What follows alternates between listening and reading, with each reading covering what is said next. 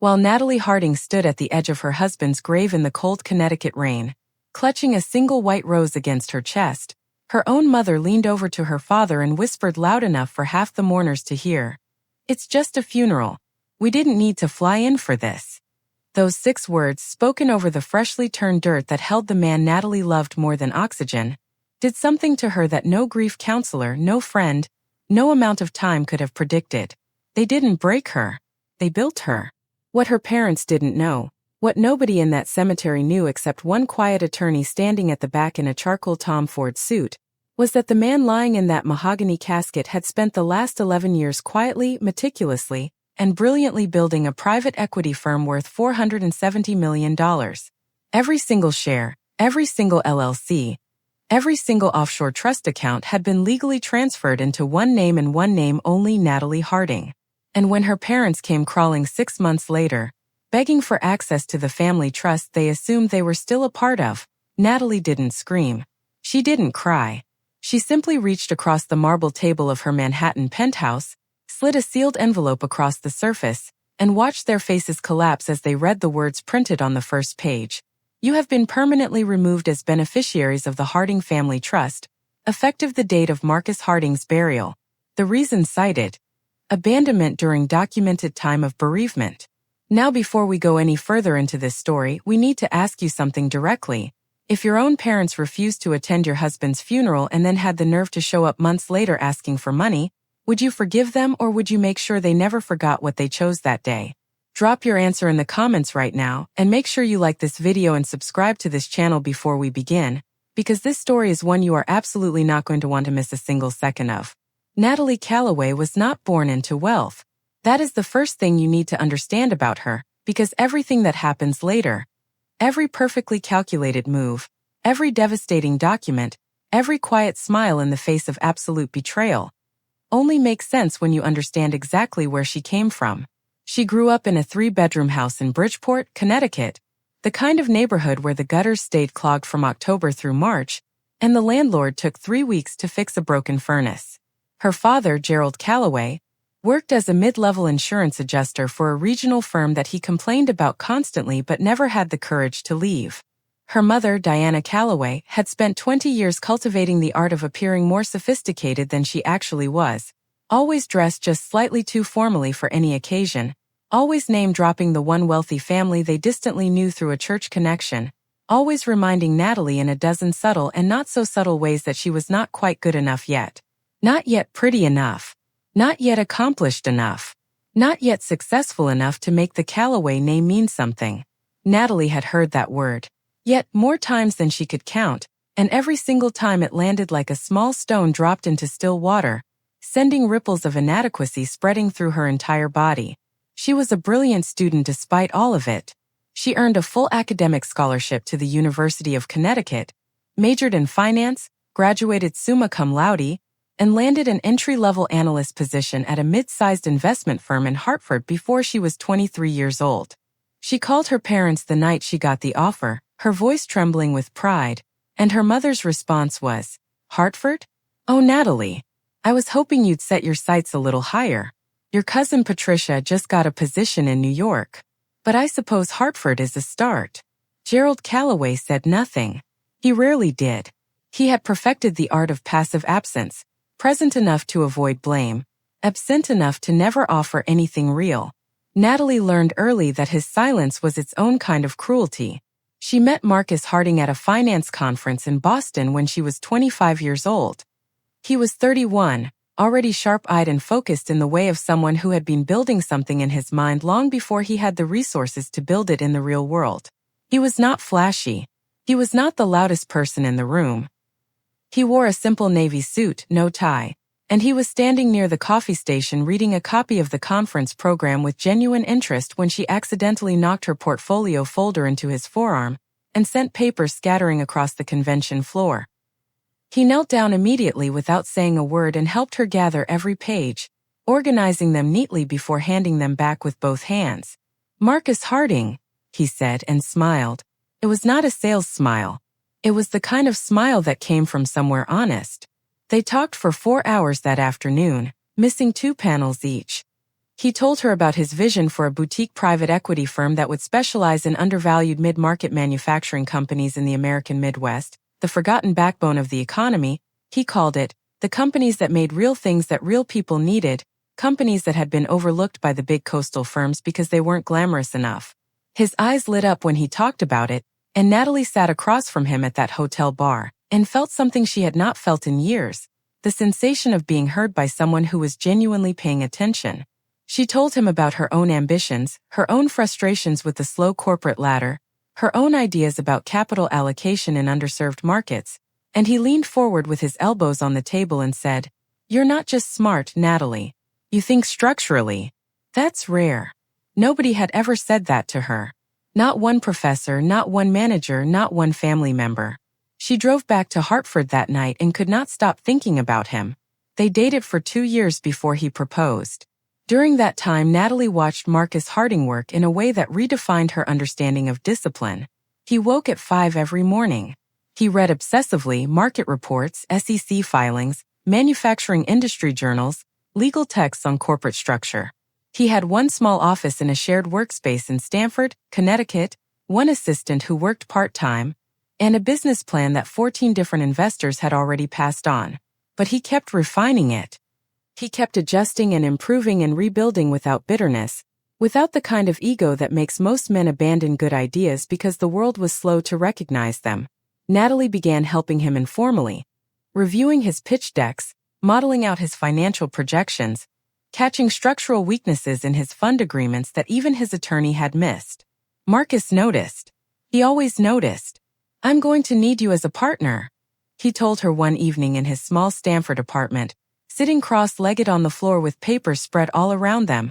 Not just in business. In everything. 3 months later, he proposed with a simple platinum band set with a single round diamond. Not ostentatious but perfect, exactly like him. She said yes before he finished the sentence. Her parents' reaction to the engagement was not warm. Diana Calloway drove to Hartford the weekend after Natalie called to share the news, sat down at Natalie's kitchen table with a cup of tea she barely touched, and spent 45 minutes methodically dismantling the prospect of Marcus Harding. He didn't come from money, old money, Diana specified, as though that distinction was both obvious and crucial. He had a business that wasn't profitable yet. He drove a 4-year-old Audi. He was from Ohio, which Diana said with the particular inflection of someone describing a communicable disease. "I just want more for you," Diana said, patting Natalie's hand in a way that felt like a verdict. Gerald sat in the corner of the living room and turned the pages of a magazine he wasn't reading. Natalie looked at her mother across the table and felt the old familiar weight settle across her shoulders. The weight of being loved conditionally, being valued instrumentally, being wanted not for who she was but for what she might eventually become for them. She married Marcus Harding on a Saturday in September at a small venue in coastal Connecticut. 43 guests, white flowers everywhere, the ocean visible through the tall windows. Her parents attended. Diana wore a mother of the bride dress she'd bought on deep discount and complained quietly to 3 different relatives that the venue was too modest for a Calloway wedding. Natalie heard about these comments secondhand. She filed them away without comment. She was good at that, at receiving information quietly, storing it, letting it sit in the organized cabinet of her mind where things were kept not for immediate use but for eventual truth. The first 5 years of their marriage were the years of building. Natalie left her job at the Hartford investment firm and joined Marcus full-time, at what was now officially incorporated as Harding Capital Partners, LLC. They worked out of a slightly larger office in Stamford, still modest, still lean, 2 more full-time employees and a part-time bookkeeper. Marcus finally landed his first institutional investor, a regional pension fund that committed $8 million to his first fund, and Natalie watched him hang up the phone in their kitchen at 10:30 at night and press both hands flat against the counter and breathe slowly for a long moment before turning to her with an expression she would never forget. Relief. Pure earned quiet relief. She crossed the kitchen and put her arms around him from behind and held on. "We did it," she said. "No," he said, turning to look at her directly. "You helped me see what I couldn't see by myself. This is ours. All of it." Over the following 6 years, Harding Capital Partners grew in a way that even Marcus's most optimistic projections had not fully anticipated. The strategy worked. The mid-market Midwestern manufacturing sector, ignored by the coastal giants, turned out to be exactly the kind of undervalued opportunity that Marcus had always believed it to be. They acquired 12 companies over 5 years, restructured operations, brought in better management teams in several cases, and exited 3 positions at returns that made their institutional investors deeply, loyally enthusiastic. A second fund, then a third. The committed capital under management climbed from $8 million to $40 million to $120 million to, by the time Marcus was 42 years old, nearly $400 million. They moved from Stamford to a stunning pre-war apartment on the Upper East Side of Manhattan. Natalie wore Carolina Herrera to charity events. Marcus drove a black Range Rover and still woke at 5 every morning. They had dinner at the kitchen island most nights, reviewing the next day's agenda, talking through deals, finishing each other's sentences in the particular shorthand of 2 people who have built something real together. They were trying for a child. It hadn't happened yet, and that absence was its own quiet grief, but they carried it together without blame, without resentment, which said more about both of them than any success ever could. During all of this, Gerald and Diana Calloway watched from Bridgeport with a combination of dawning awareness and escalating entitlement.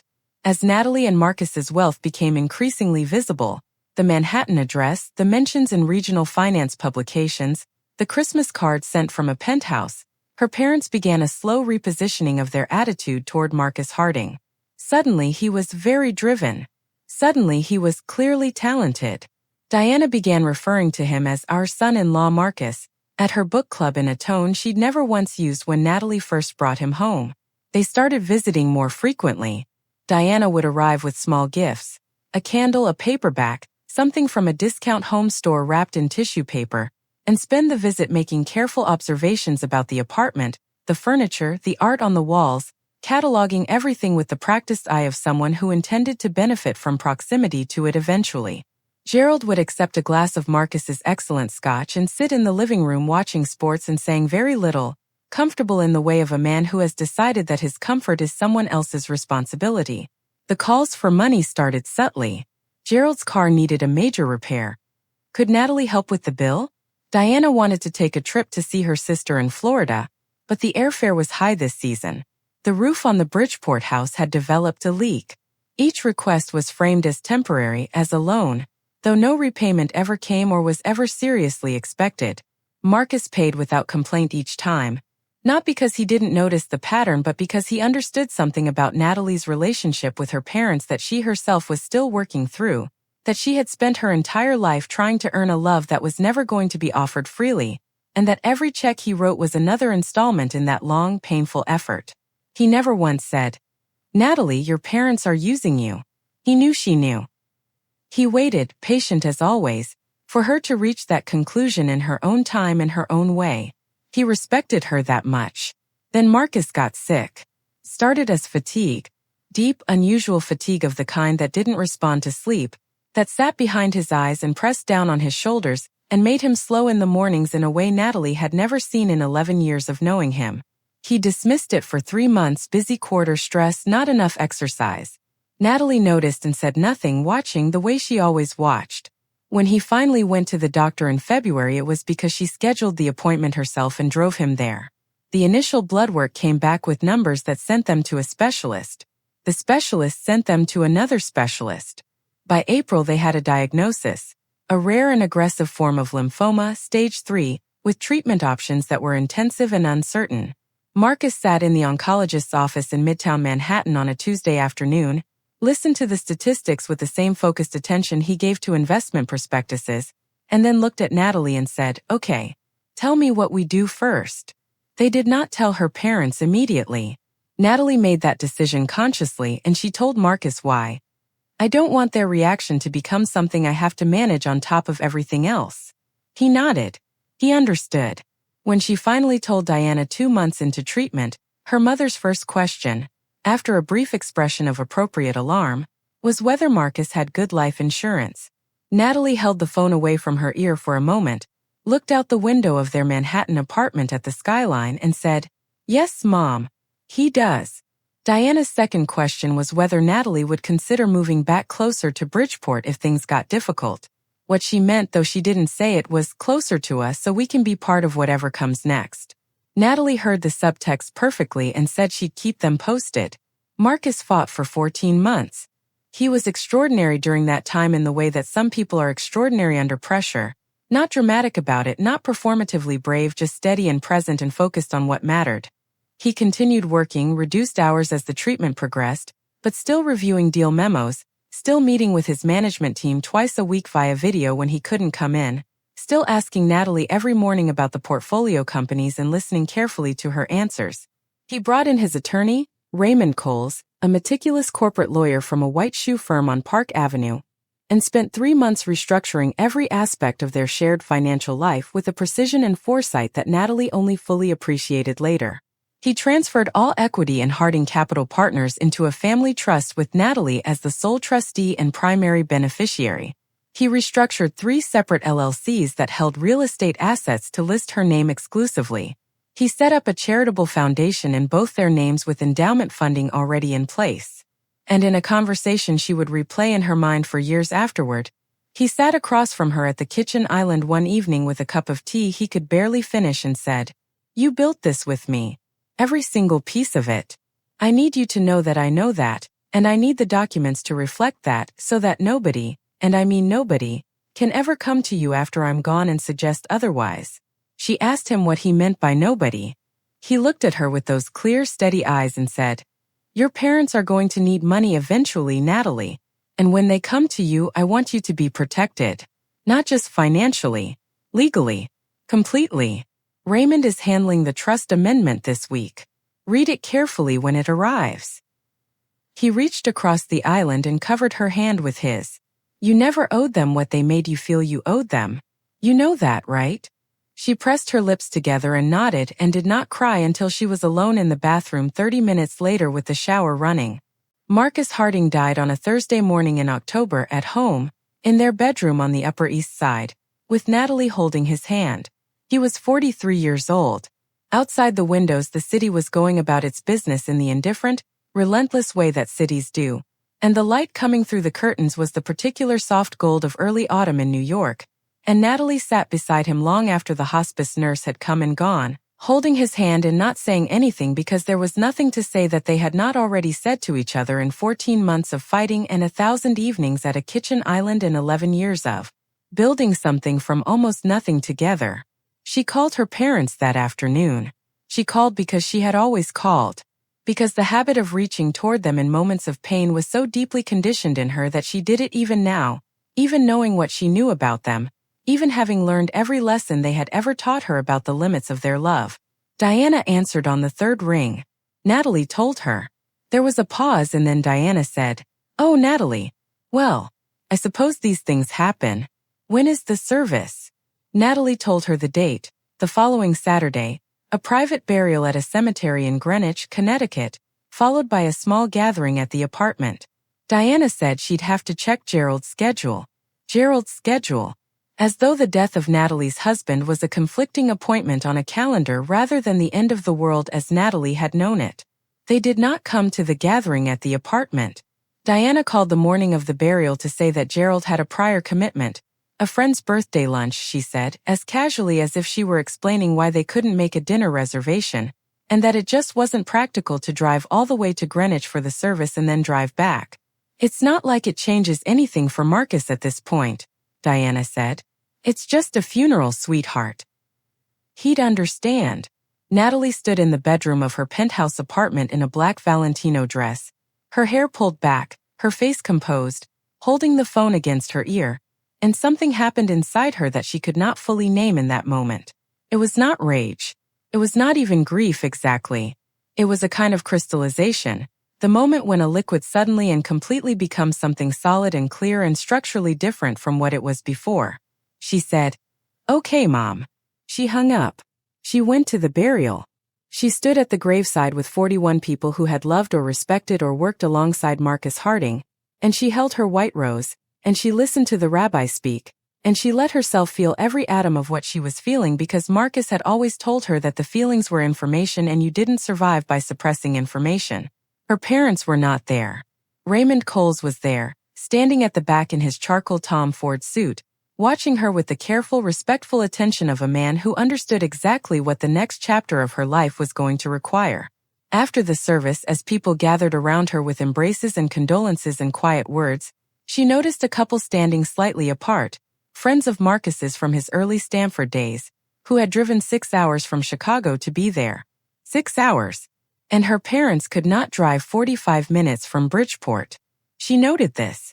She filed it away in that organized cabinet where things were kept not for immediate use but for eventual truth.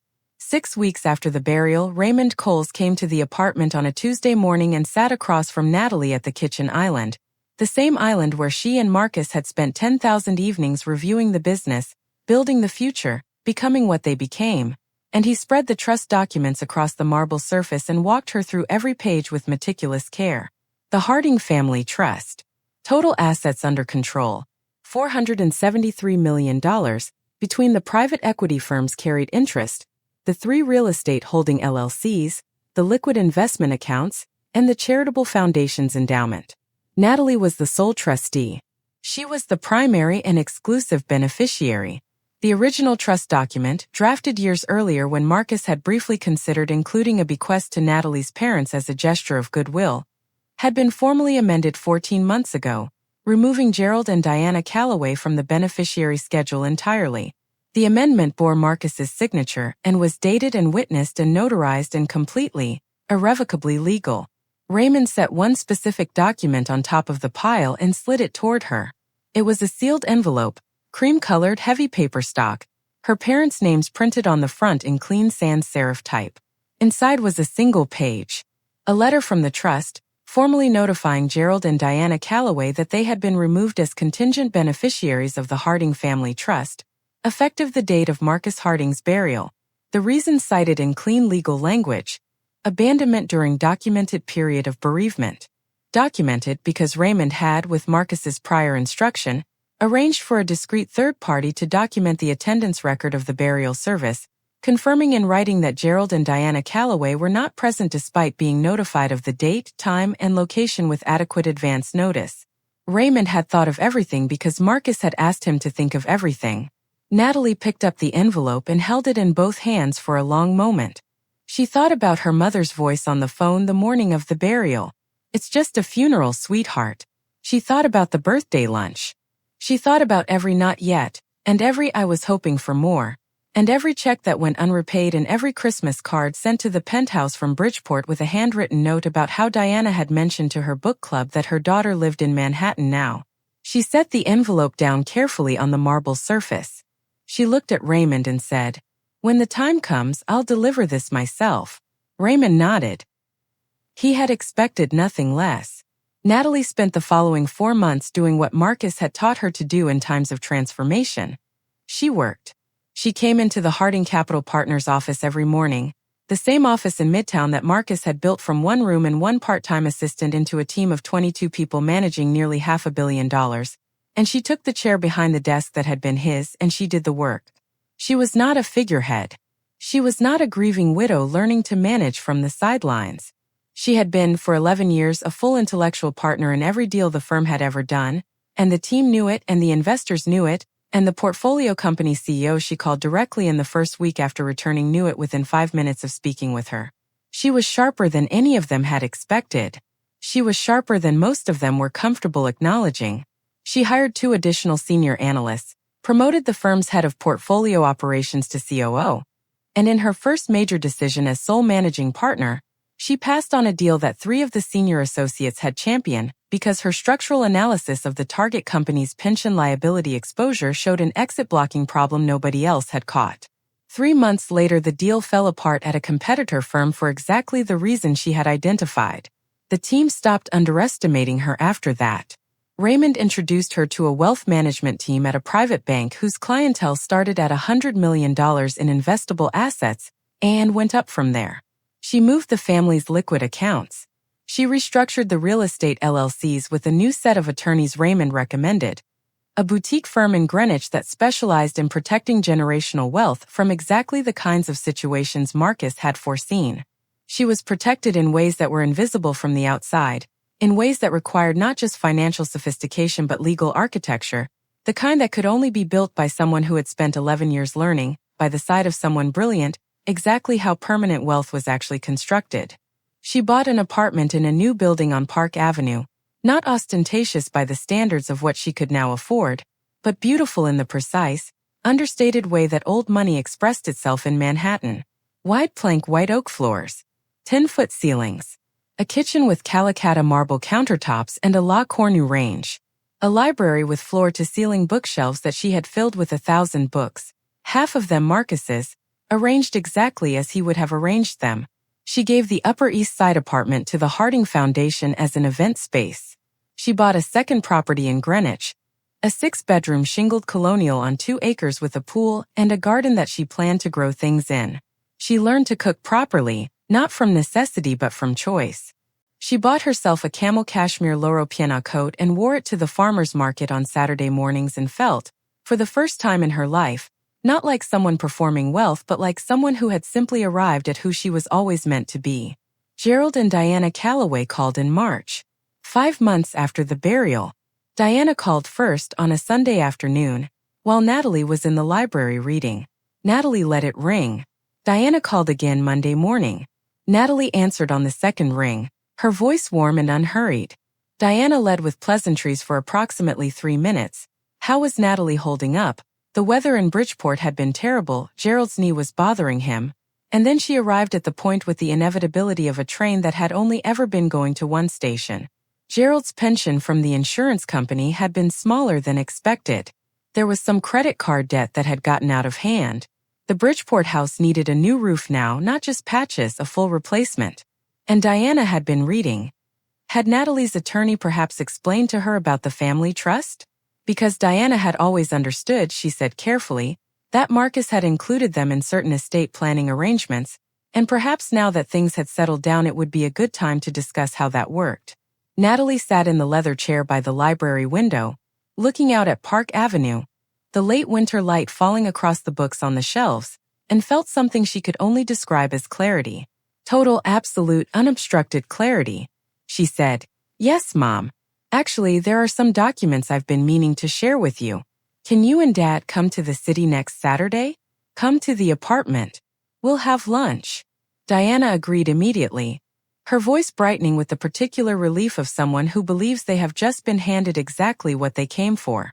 They arrived at noon on Saturday in Gerald's 8-year-old Buick, parking in a garage 2 blocks away. Diana wore her best coat, a wool blend from a department store that she had been saving for occasions. Gerald wore a collared shirt under a blazer that was slightly too large for his shoulders. They stood in the lobby of the Park Avenue building and looked around with the careful, assessing eyes of people trying very hard not to appear overwhelmed. The doorman called up. Natalie had her housekeeper show them to the elevator. She was waiting for them in the living room when they came in, standing with a glass of still water, dressed simply in dark straight-leg trousers and a cream silk blouse, her dark hair down, no jewelry except the platinum ring that had been Marcus's wedding gift to her, the ring she would wear for the rest of her life. The apartment was extraordinary in its quietness. Everything in it was beautiful and nothing was loud. Floor-to-ceiling windows looking south over the city. A Cy Twombly work on the wall that had cost more than Gerald Calloway's house. Flowers on the console table, white ranunculus in a low crystal bowl. Diana walked in and her eyes moved around the room with quick, hungry precision, taking inventory, calculating. Gerald stood near the door looking at his shoes. Natalie smiled at them both and gestured to the sofa. "Sit down," she said. "There's lunch coming in a little while. But first I want to give you something I've been holding for a few months." She crossed to the desk in the corner of the room and picked up the sealed cream envelope. She carried it across the room and held it out to her mother. Diana took it with both hands, glancing at the front, her name and Gerald's printed in clean type. She looked up at Natalie with an expression of polite puzzlement. "Go ahead and open it," Natalie said. Diana worked open the envelope with her thumbnail.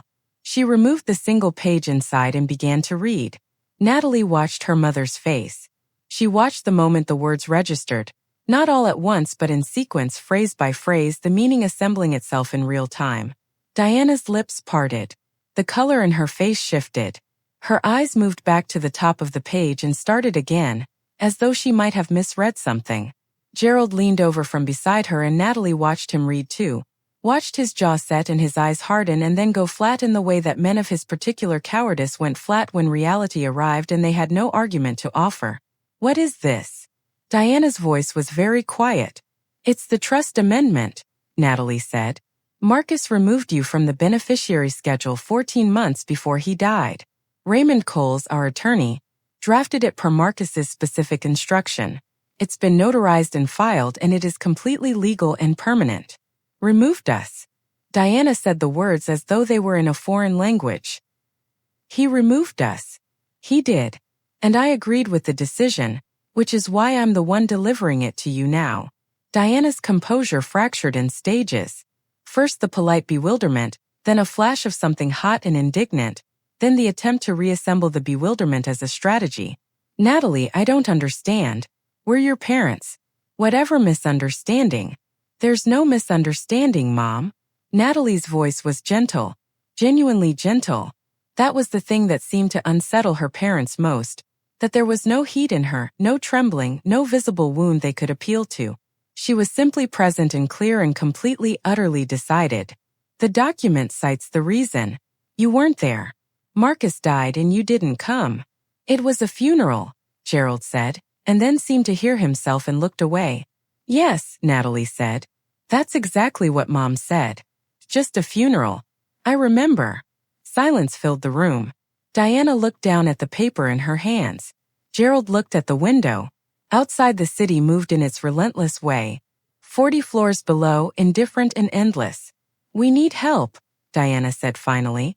Her voice had gone small. Gerald's pension, the house. I know, Natalie said. And I want you to know that I genuinely hope things improve for you both. I do. But the trust is not something I can help you with. The documents are clear. And frankly, Mom, even if they weren't. She paused. Let the pause do the work a sentence couldn't. I spent a long time trying to earn your approval. My whole life, actually. Do you know that? I drove home from that conference where I met Marcus thinking, maybe this is it. Maybe this is the thing that makes them proud. And instead you sat at my kitchen table and told me he wasn't good enough. She did not say this with bitterness. She said it with the quiet curiosity of someone describing a historical event. He turned out to be the most extraordinary person I've ever known. He loved me the way you never taught me I deserved to be loved. And when he died, you couldn't drive 45 minutes. Diana opened her mouth, closed it. You can stay for lunch if you'd like, Natalie said. My housekeeper made something very good. But I want to be honest with you both. This is probably not the relationship you were hoping for going forward. The trust is settled. My life is settled. I'm not angry. I'm just done. They did not stay for lunch. Diana folded the letter with trembling hands and put it back in the envelope and stood up, and Gerald stood up beside her, and they walked to the elevator without speaking, and Natalie stood in the center of her beautiful quiet living room and watched them go. She did not feel the satisfaction that movies taught you to expect from moments like this. She felt something simpler and deeper. The sensation of a weight that had been carried so long she'd forgotten it was there lifting. Just lifting. The way pressure leaves a room when someone finally opens a window. The weeks that followed were predictable in the way that financial desperation tends to be predictable. Diana called twice more in April, once with a softer approach. I've been thinking about what you said and I want to talk. And once with a harder one. I'm going to consult my own attorney about what Marcus did. Natalie spoke to Raymond about the second call and Raymond laughed gently. Let her, he said. The trust is airtight. Marcus made absolutely certain of it. Natalie told Diana to send any legal correspondence to Raymond's office. The calls stopped after that. Gerald and Diana Calloway's financial situation deteriorated in the months that followed, not because of anything Natalie did but because of the accumulated weight of years of bad decisions that Marcus's generosity had been quietly subsidizing. Without the informal financial support that had flowed from Natalie and Marcus over the years, the gaps in Gerald's retirement income became visible. The Bridgeport house's deferred maintenance became urgent.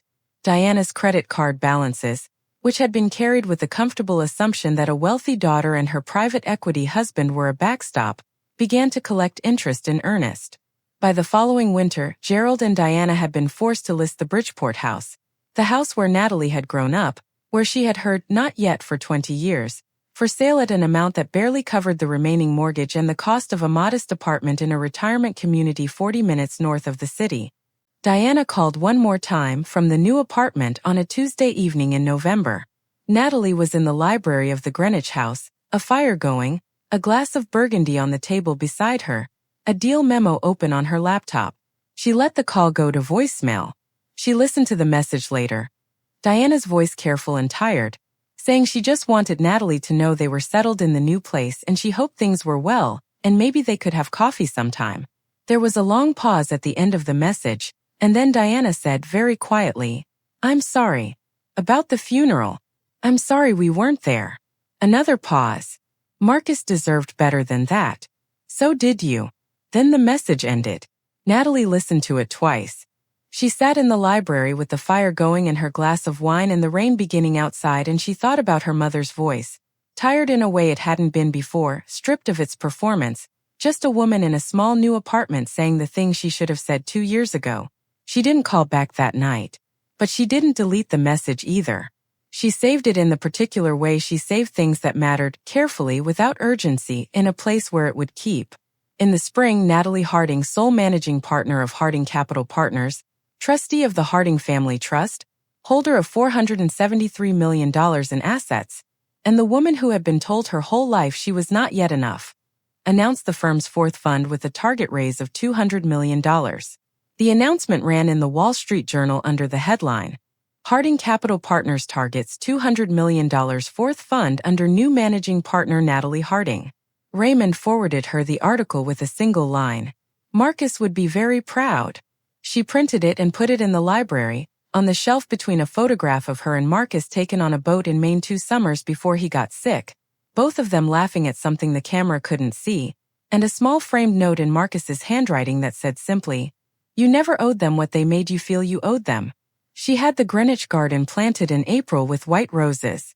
The same white rose she had carried to the graveside on a cold October morning in a Greenwich cemetery, while 41 people who loved Marcus Harding stood in the rain, and her parents sat at a birthday lunch in Bridgeport, and a meticulous attorney in a Tom Ford suit stood at the back and witnessed everything. The roses bloomed in June, full and white and unambiguous, the way things become when they are finally grown in the right soil, by the right hands in exactly the right time. Natalie Harding cut one rose on a warm Saturday morning and drove to the Greenwich Cemetery alone. She stood at Marcus's grave for a long time. The stone was granite, simple, his name and dates and a single line underneath, chosen by her from something he had said to her once at the kitchen island, late at night, with papers all around them and the city quiet outside. "Build something that lasts." She set the rose against the stone and stood up straight and breathed in the June air and felt, with the totality of her body and her mind and the accumulated weight of everything she had survived and built and chosen, that she had done exactly that. She had built something that lasts. She drove home through Greenwich with the windows down, past the old money estates and the perfect lawns and the stone walls and the horse properties that Marcus had always loved, and she turned into her own driveway, 2 acres, shingled colonial, white roses just visible at the edge of the garden, and she parked and turned off the engine and sat in the quiet for a moment. Then she got out of the car and went inside and made herself a cup of coffee and sat down at the kitchen island alone in the house that was completely hers, in the life that was completely hers, doing work that was completely hers, and it was enough. It was more than enough. It was everything. Because in the end, that is what they never understood about her. Not her parents, not the investors who underestimated her, not the colleagues who assumed a grieving widow would fold. She was never waiting to be saved. She was never waiting for their approval. She was never performing or auditioning or hoping to be seen by the people who had decided not to look. She was building. Quietly, steadily, with exacting attention and enormous love, she was building. And when the moment came to simply walk away from everything that had never served her, the conditional love, the financial entitlement, the decades of not yet, she walked away without drama and without regret, the way you walk away from a house you finally stopped trying to make home. You don't slam the door. You simply close it behind you, and then you keep walking toward the life you already built, toward the future you already earned, into the quiet and the roses and the golden light of everything that lasts.